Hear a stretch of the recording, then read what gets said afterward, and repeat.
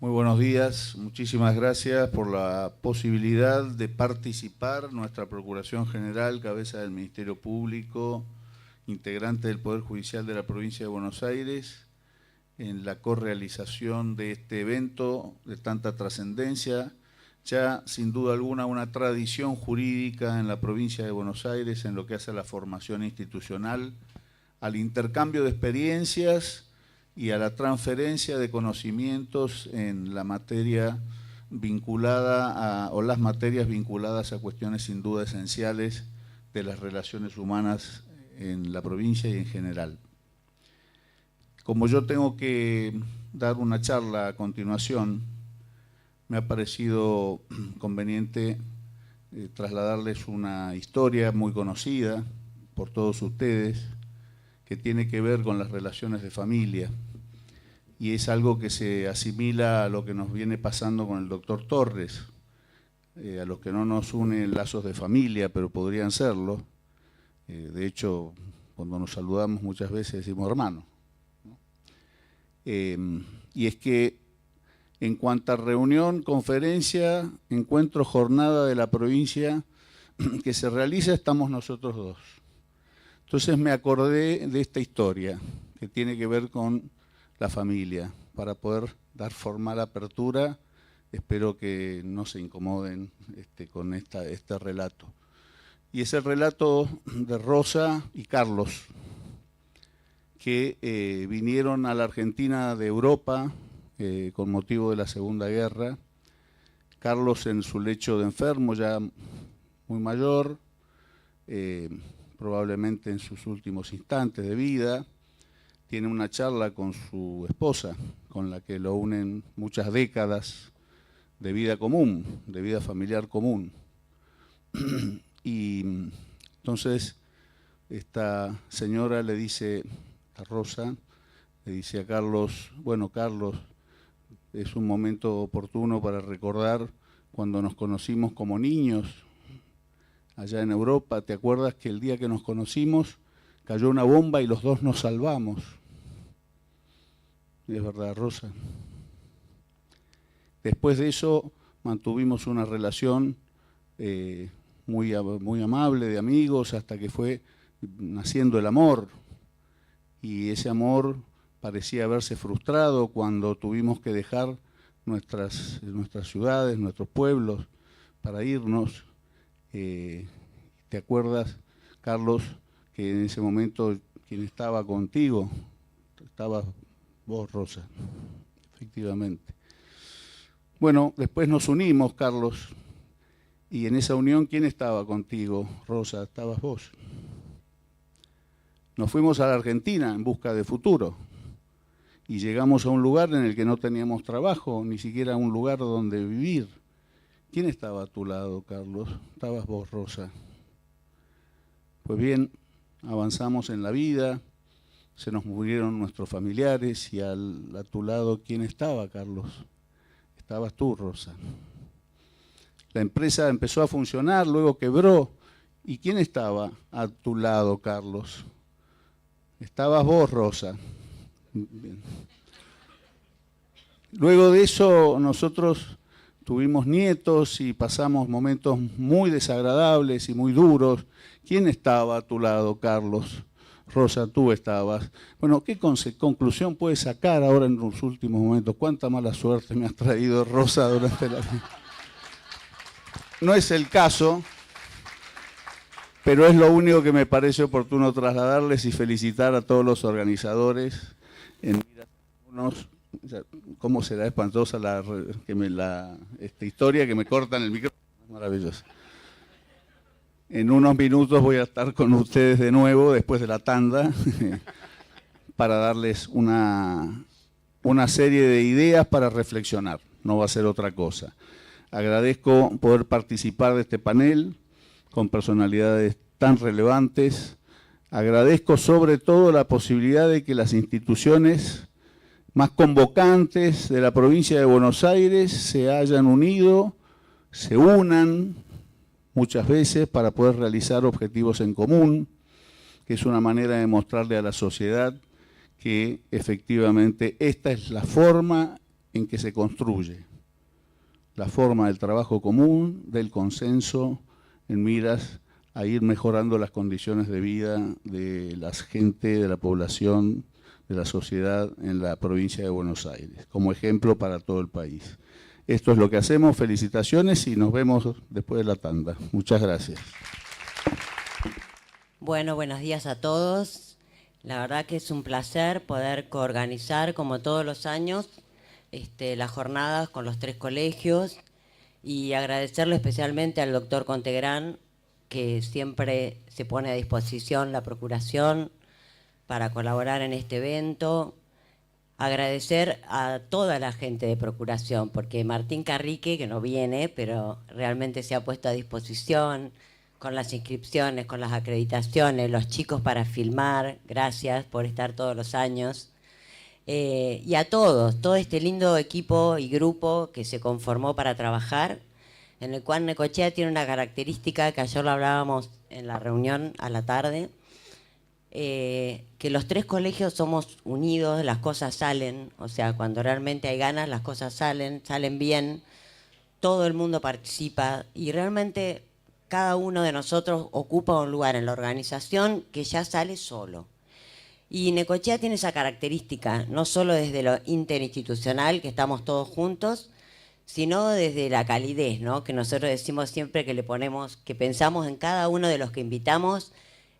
atenderlos, su regalito, y eso hace un mimo al alma de cada uno, que no en todos lados por ahí uno se siente tan acompañado, no solo venir a disertar, sino a intercambiar, y bueno, intercambiar vínculos, ¿no? Y poder conocer cada uno cómo está trabajando, acompañarnos en esta tarea que es tan ardua, sobre todo cuando hablamos de familia, ¿no? De cuestiones de familia, los asesores de menores que estamos ahí siempre en la trinchera y que la verdad que a veces nos sentimos solos en decisiones que tenemos que tomar con nuestras personas tan vulnerables. Por lo tanto, esto sirve para intercambiar la forma de trabajo y para enriquecernos todos, de alguna manera, y poder brindar un mejor servicio de justicia. Así que bueno, gracias a todos los presentes, los disertantes, coordinadores y todas las autoridades. Y gracias al Colegio de Escribanos, como siempre, unos genios que nos abren su casa hermosa, trabajan un montón para que todos estemos cómodos, bien atendidos. Así que gracias al Colegio de Escribanos como todos los años. Bueno, me toca presentar al doctor Contegrán. El doctor Contegrán, como todos saben, es Procurador General ante la Suprema Corte de la Provincia de Buenos Aires, abogado recibido en la UBA en 1983, miembro del Consejo Federal de Procuradores, Fiscales, Defensores y Asesores Generales de la República Argentina, miembro del Consejo Federal de Política Criminal de la República Argentina, fue secretario legal y técnico de la Provincia de Buenos Aires,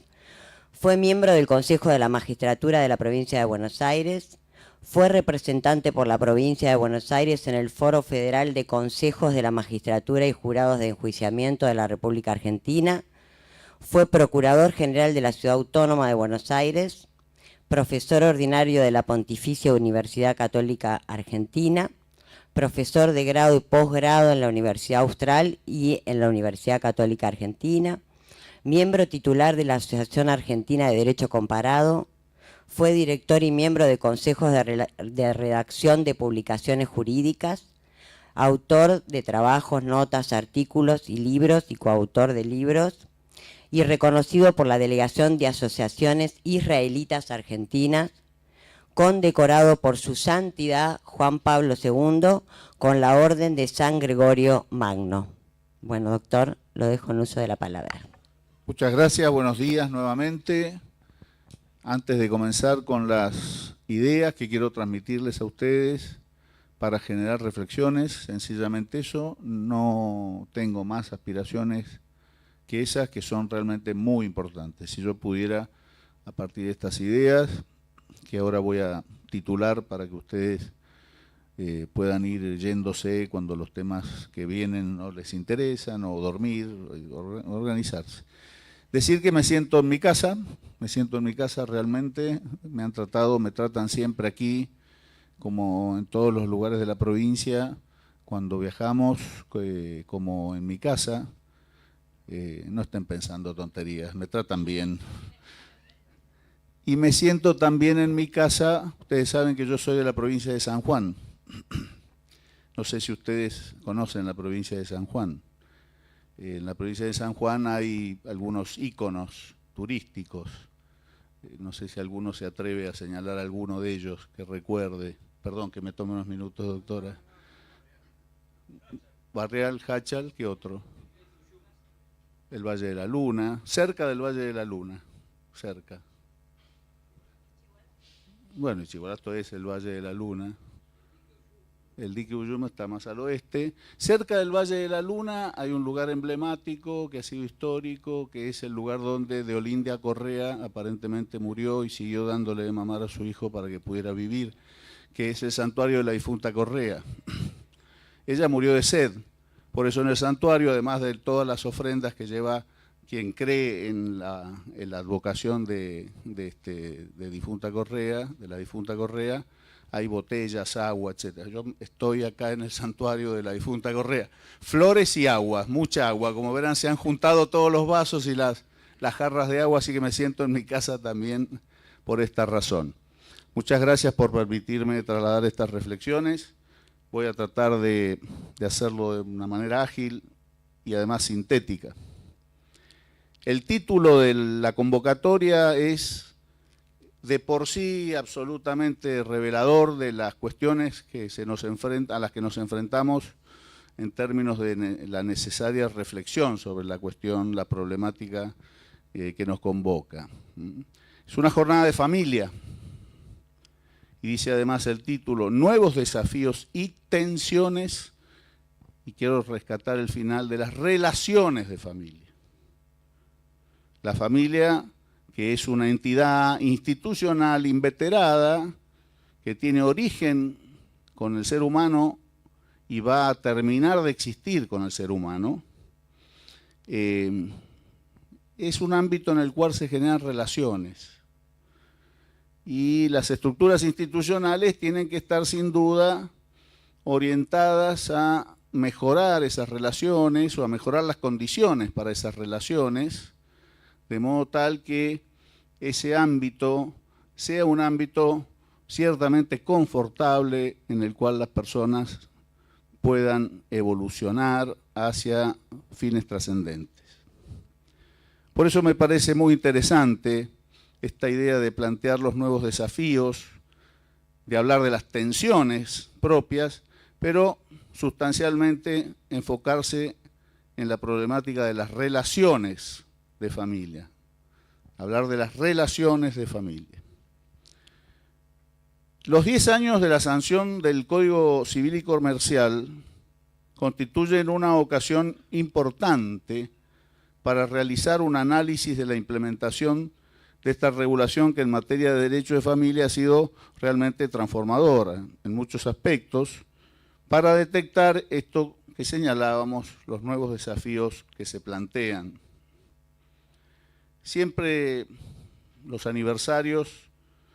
nos permiten generar estos ámbitos de debate, de consideración, de reflexión. Si evaluamos las grandes reformas que se realizaron en esta materia, tan consustancial con la base misma de la sociedad, en esta norma de fondo podemos hacer hincapié en algunas líneas interesantes. Yo quiero solo rescatar algunas que permitan reflexionar, teniendo en miras que estas que voy a señalar van a ser directa o indirectamente consideradas por expositores con un grado de profundidad mayor que esta es sola mención. Se han regulado así los derechos de deberes matrimoniales, de modo más acotado que lo hizo el Código de Vélez, que era de 1871. Se ha modificado el régimen de divorcio, incorporando el divorcio incausado. Se reconocieron y regularon las uniones convivenciales como otra forma de constitución de la familia con notas distintivas de la institución matrimonial. En relación al régimen patrimonial del matrimonio, se incluyó la posibilidad de optar por un régimen de separación de bienes, operando como régimen supletorio, el del régimen de comunidad de bienes, y se ha previsto un régimen primario con normas de orden público, que contempla el deber de contribución de cónyuges y convivientes, la responsabilidad solidaria por deudas contraídas por cónyuges y convivientes para el propio sostenimiento, el del hogar y el de los hijos comunes, en proporción a sus recursos, obligación que se extiende a las necesidades de los hijos menores de edad con capacidad restringida o con capacidad de uno de los cónyuges que conviven con ellos, y la protección de la vivienda familiar. Asimismo, se han incorporado como institutos novedosos en nuestro derecho la compensación económica, que tiene como objetivo restablecer el desequilibrio manifiesto causado por la vida en común y su ruptura, y que puede solicitarse tanto en el caso de divorcio como de nulidad del matrimonio para el cónyuge de buena fe, como ante el cese de la unión convivencial.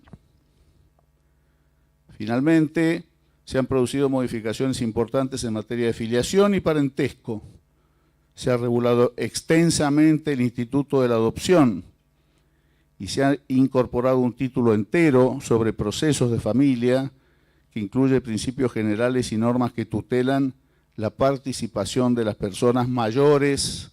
con capacidad restringida y de niños, niñas y adolescentes en todos los procesos que los afectan directamente, entre muchas otras modificaciones que se podrían mencionar, pero no viene al caso en función de lo que quiero señalar. Ciertamente todas estas modificaciones, más las siguientes, que insisto, no habré de mencionar, que se conocen ustedes, van a ser tratadas, han derivado en la conformación de un ordenamiento civil en materia de familia,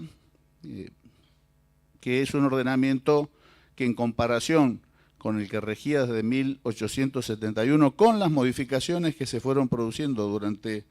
el siglo XX, tiene matices ciertamente distintivos. Yo no me atrevo a hablar de un nuevo orden de familia, aunque autores muy calificados lo han denominado así, pero si lo dijésemos no estaríamos muy alejados de la realidad. El carácter crítico, ciertamente trascendente y en rigor esencial de la temática, habilita una dinámica de análisis profundo y recurrente que impone considerar estas instituciones en función de las consecuencias que se van produciendo en el tiempo, contemplando su acogida por la sociedad y el nivel de respuesta que se generan por los responsables de la tutela de los intereses de la sociedad. Dicho de una manera desagregada, si se quiere, el planteo es: a 10 años ya estamos en condiciones de evaluar qué sucedió con aquello que se modificó, qué sucedió con este esquema. No me atrevo, nuevo orden, pero si ustedes quieren, puedo admitirlo. ¿Qué consecuencias se han producido? Y eventualmente, ¿a qué posibles modificaciones del sistema nos enfrentamos? Este análisis, por cierto, debe ponderar la reacción que los cambios han tenido en el ámbito específico de su aplicación, es decir, en el ámbito familiar, en el círculo cercano a estos ámbitos familiares o de las relaciones familiares, que son las relaciones sociales, es decir, las relaciones que exceden la problemática del ámbito familiar, y además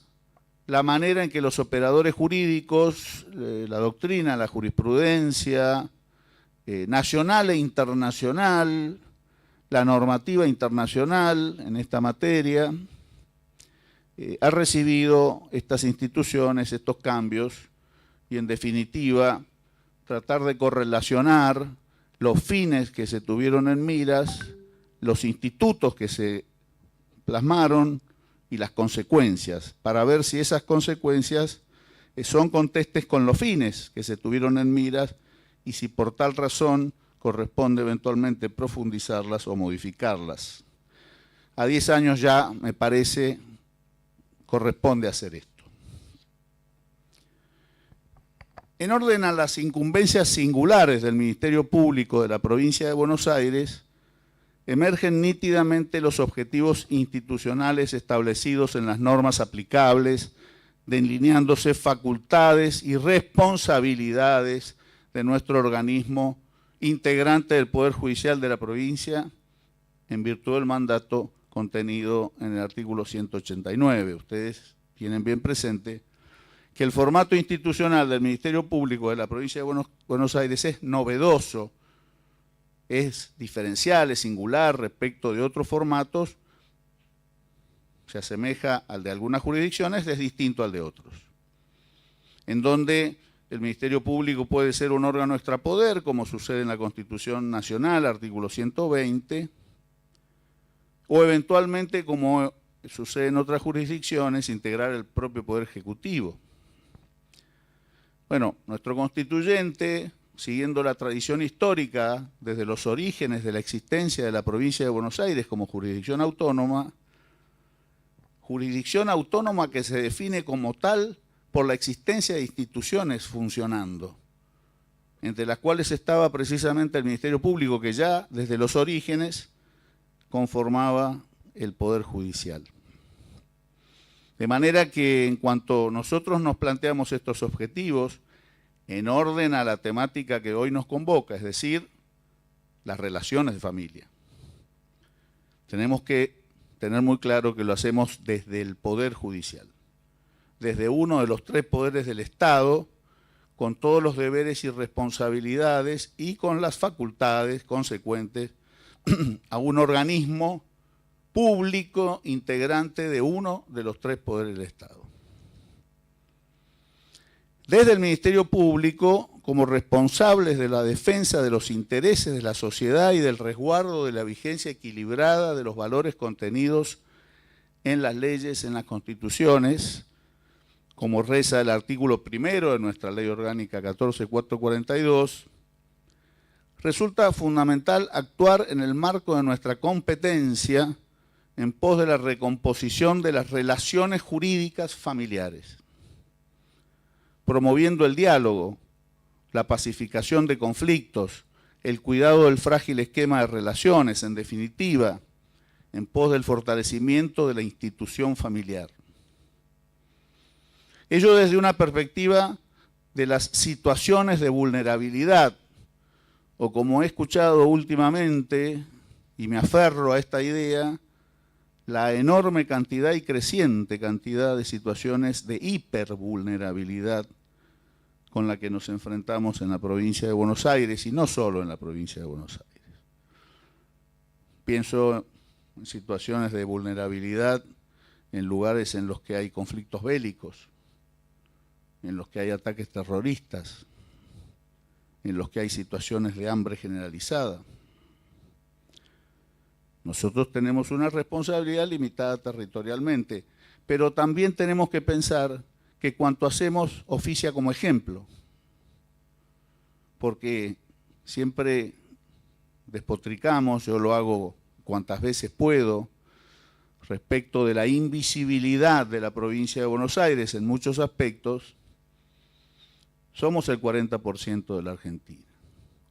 y por lo tanto lo que hacemos tiene una enorme trascendencia.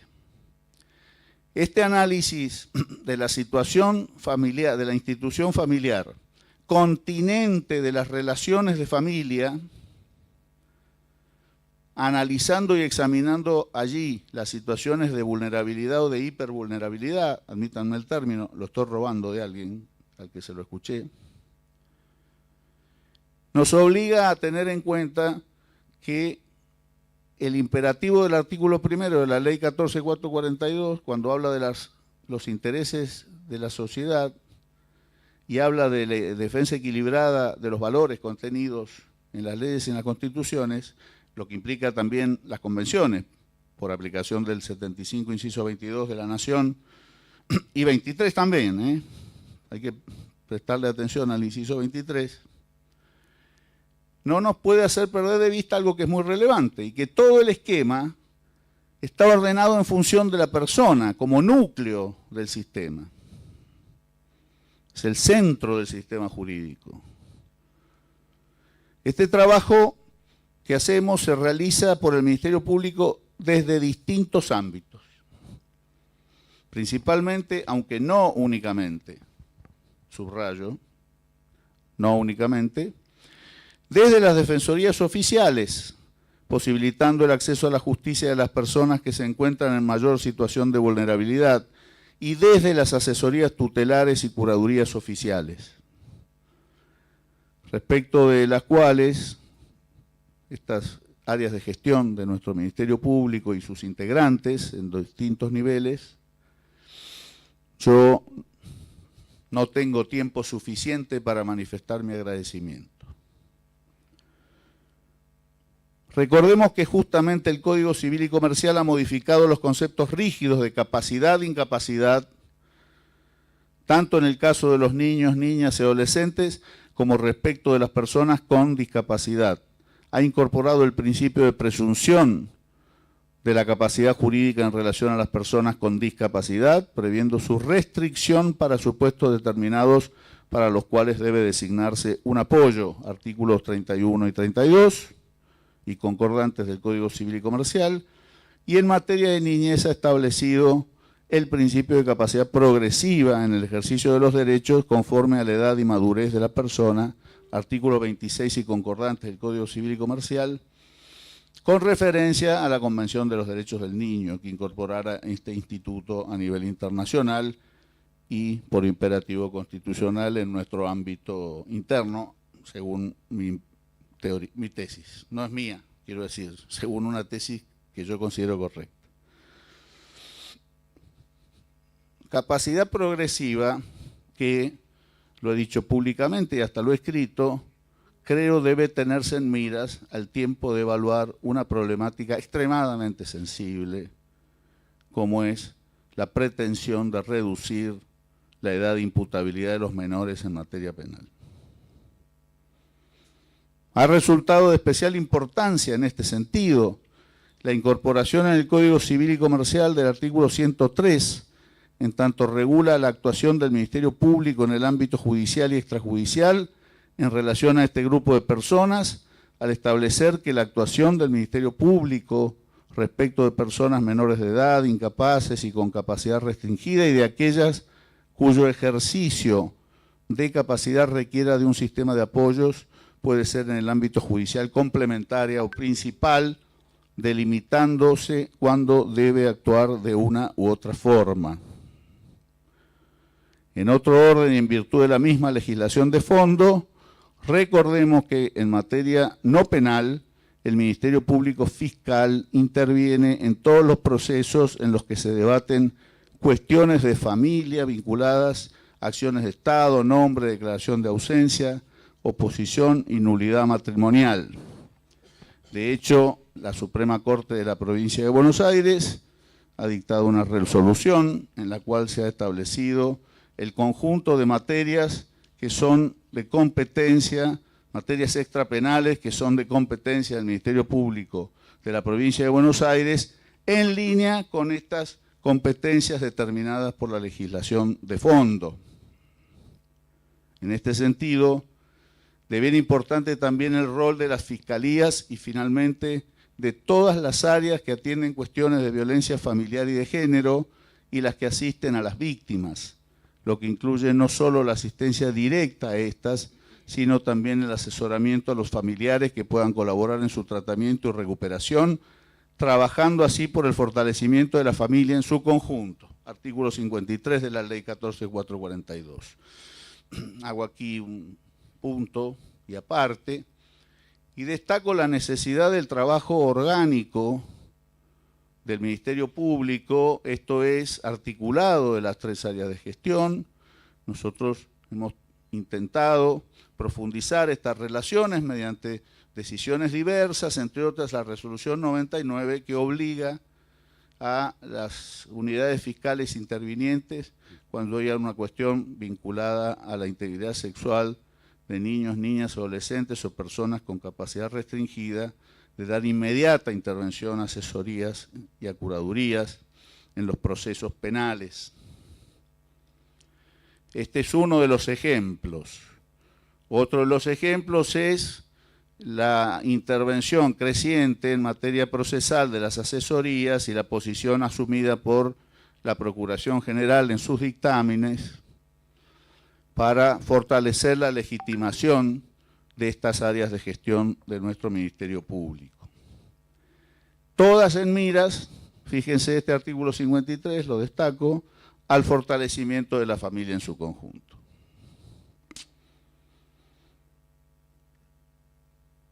En particular,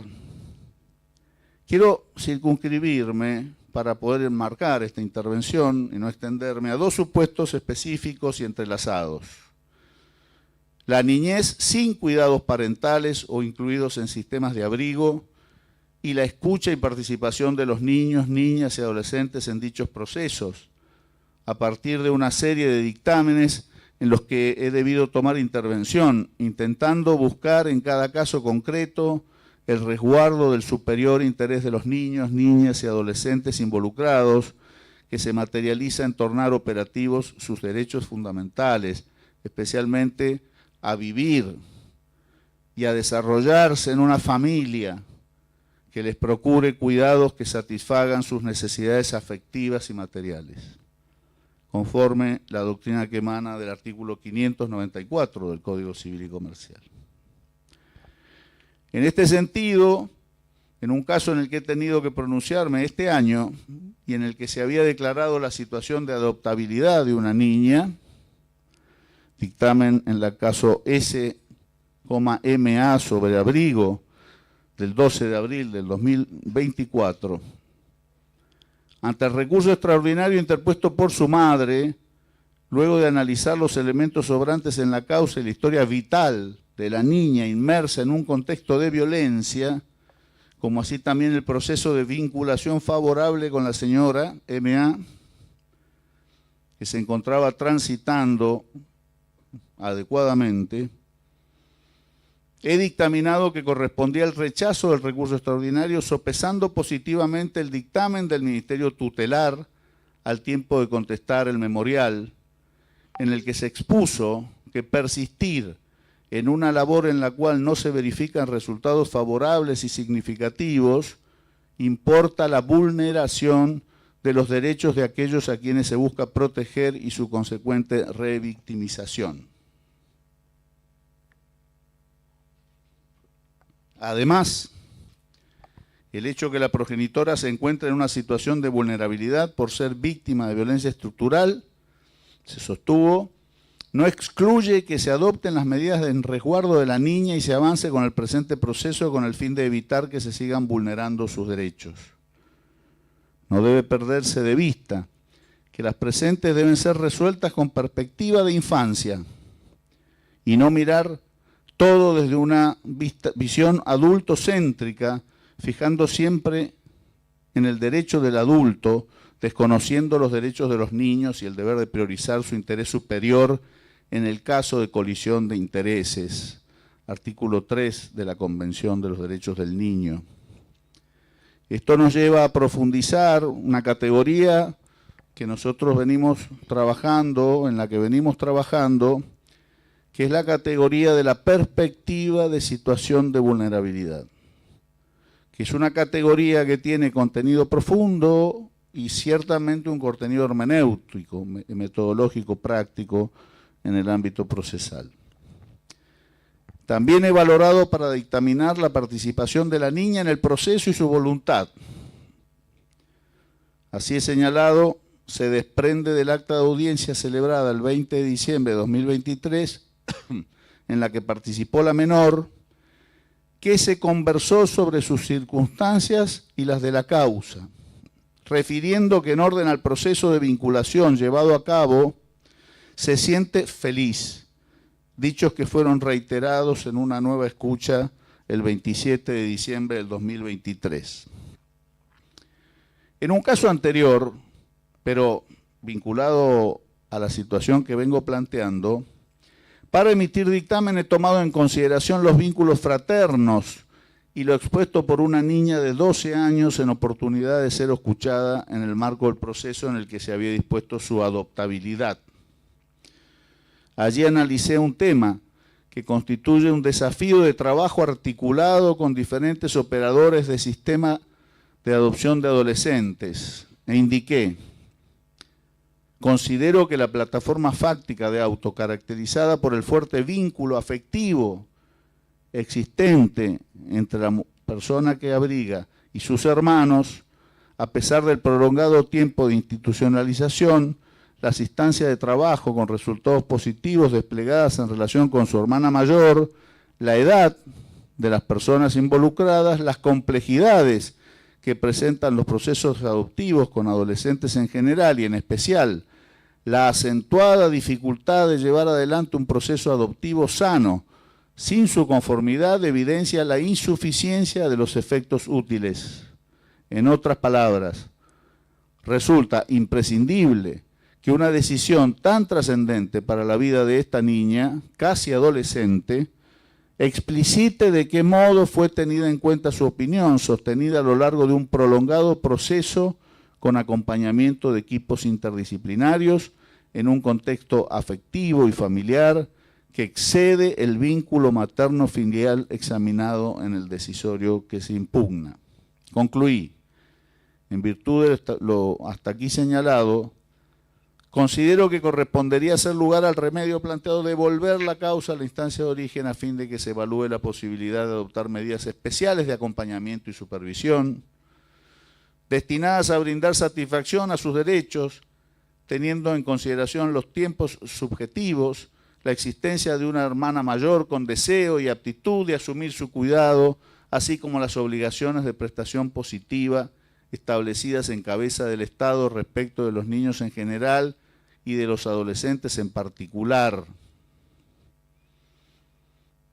de acuerdo a normativa citada también allí en el dictamen nacional e internacional. Este es un dictamen que a su vez se sustenta en pronunciamiento de la Suprema Corte, en la causa 102.655 del 27 de abril de 2011 y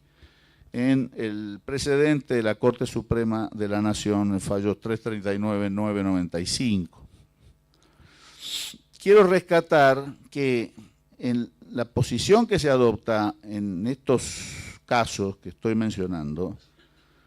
trasunta nítidamente la necesidad de fortalecer ámbitos familiares en los cuales las personas, en términos de niños, niñas o adolescentes, según los casos, desenvuelven su vida o recuperan el desenvolvimiento de su vida manifiestamente distorsionado, dramáticamente irrumpido por circunstancias diversas, ajenas, por supuesto, a estos niños, niñas o adolescentes. Finalmente, en relación al tiempo prolongado de las medidas de abrigo, he destacado las consecuencias inconmensurables que ello reviste en esta clase de procesos destinados a conjugar el respeto por la preservación de los vínculos familiares de origen con los demás principios tendientes a asegurar el derecho de los niños a no sufrir ninguna clase de maltrato, a crecer y desarrollarse en un ámbito familiar, capaz de asegurarle protección y cuidado, y a contar con una decisión que defina su situación jurídica en un tiempo razonable, precedente de la Corte Interamericana de Derechos Humanos, en el caso Fornerón versus Argentina del 2012, LM versus Paraguay del 2011. Constituye un reto de todo el sistema realizar un trabajo articulado sobre esta temática que, si bien ha sido regulada exhaustivamente en el Código Civil y Comercial reformado hace 10 años,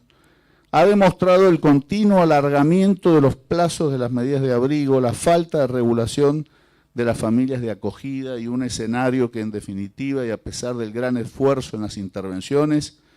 falla a la mayoría de las veces a la hora de resguardar los intereses de las personas en situación de mayor vulnerabilidad. La escucha de los niños, niñas y adolescentes, en casos como los que he referido, la atención a sus gestos y a sus silencios y la adaptación del lenguaje para facilitar la comunicación cobra en nuestro trabajo una importancia esencial. Constituye un continuo y gran desafío por nuestra parte la implementación de las normas y principios incluidos en el Código Civil y Comercial a la luz de la normativa constitucional, convencional, para garantizar mejores respuestas a las personas en situaciones de vulnerabilidad, fortaleciendo en todos los casos a la familia como célula vital de la sociedad. Para cerrar, quiero yo rescatar dos aspectos de intervención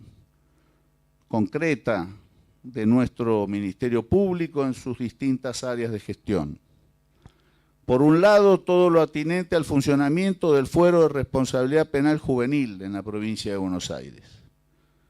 que es un modelo de gestión institucional respecto de esta problemática. El 15 de junio de 2008, en la provincia de Buenos Aires, luego de la sanción de la Ley 13.634, se abandonó el viejo sistema del patronato para alcanzar la conformación de un foro especial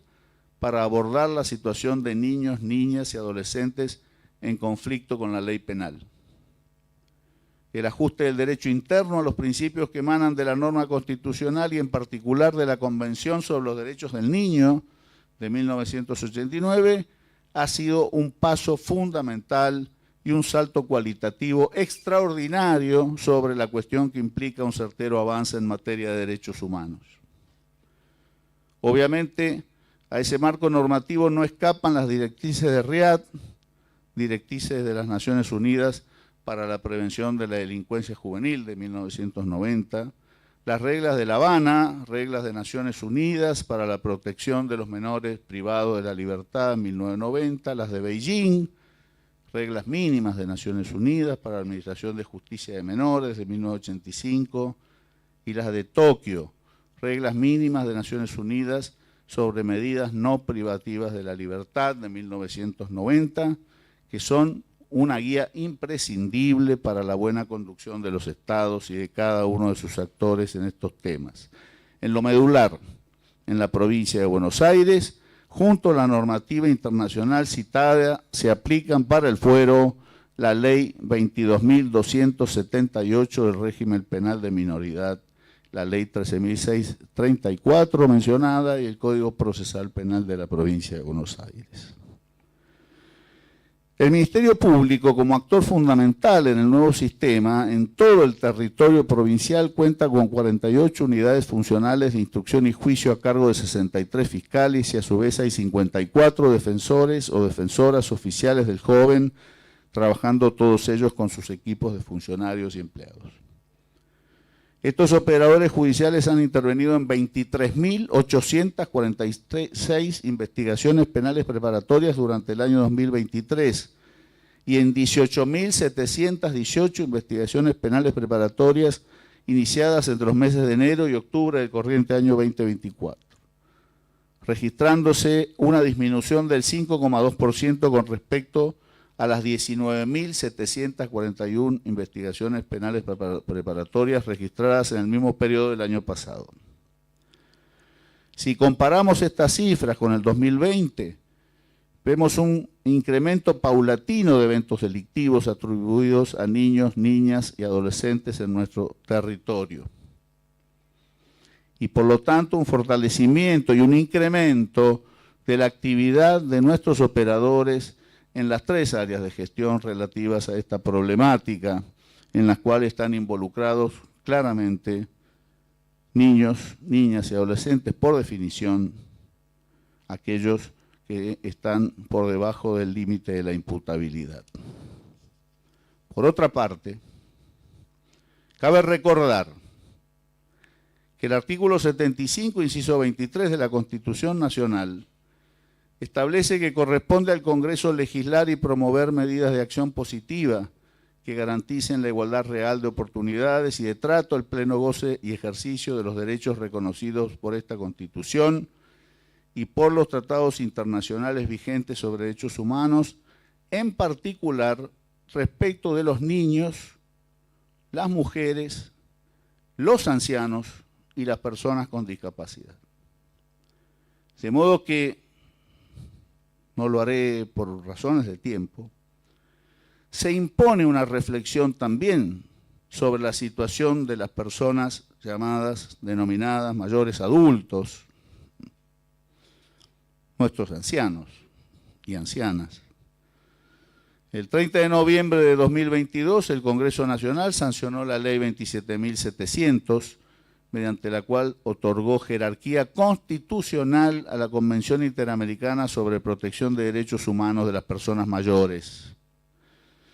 El preámbulo de la Convención, entre otras cosas, reafirma la universalidad, indivisibilidad, independencia e interrelación de todos los derechos humanos y libertades fundamentales, así como la obligación de eliminar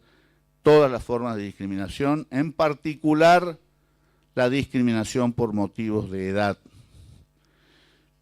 La Procuración General ha tenido oportunidad de intervenir en múltiples casos respecto de esta situación, garantizando el estatus jurídico de los mayores adultos y la tutela de sus derechos. La Corte Suprema de Justicia de la Nación también se ha expresado, por ejemplo, en el caso Asociación Bengalensis y otros fallos 323, 1339, Policlínica Privada de Medicina y Cirugía, fallos 321, 1684, Campodónico de Bebiacua, fallos 323, 3229, y la Suprema Corte de la Provincia de Buenos Aires en la causa Falcón, del 2 de marzo del 2005, DRO, sentencia del 17 de octubre de 2007, entre muchas otras. La actividad que nosotros venimos realizando en las 3 áreas de gestión se encuadra en orden a la tutela de las situaciones en las que se encuentran las personas mayores adultos. En el ámbito europeo, el Tribunal de Justicia de la Unión Europea dictó una sentencia el 2 de junio de 2022 en el asunto HK Danmark y HK Privat, corporación que en sus estatutos determinaba que solo podrán ser elegidos para el cargo de presidente los miembros que en la fecha de la votación no hayan alcanzado los 60 años de edad, límite que se ampliaba hasta los 61 años para los miembros que hubiesen sido reelegidos tras el Congreso de 2005. En el caso, el Tribunal Europeo entendió que con esta reglamentación se violaba la ley antidiscriminación danesa, incurriéndose en un comportamiento discriminatorio. En esa línea jurisprudencial, la Procuración General ha tenido oportunidad de manifestarse respecto de normativas locales que impiden la realización y prestación de servicios profesionales en distintos ámbitos por razones de edad, privándolos de la matrícula y consecuentemente de la capacidad laborativa. Para la sociedad y para sus instituciones, el resguardo de la situación de los adultos mayores es una cuestión atinente a la sensible y relevante dimensión de los derechos humanos y también algo que se vincula con la perdurabilidad del ámbito colectivo como un ámbito social con fines comunes. Un test de análisis del grado de desarrollo integral de una sociedad bien puede tener como punto de partida el trato que esta sociedad dispensa a sus adultos mayores, las instituciones que posee para la tutela de sus derechos y el nivel del compromiso de relacionarnos y vincularnos en distintos ámbitos, dimensiones y faenas del quehacer social con los adultos mayores. Un test de análisis del grado de desarrollo integral de una sociedad, parafraseo lo que acabo de señalar, está representado por el esquema institucional y normativo que tiende a la tutela de los adultos mayores, de los niños, niñas y adolescentes, y en definitiva de la familia, que es el ámbito en el cual estas personas desenvuelven sus actividades vitales. Porque me atrevo a señalar para concluir que no hay mejor lugar para nacer y para morir que una familia. Muchas gracias.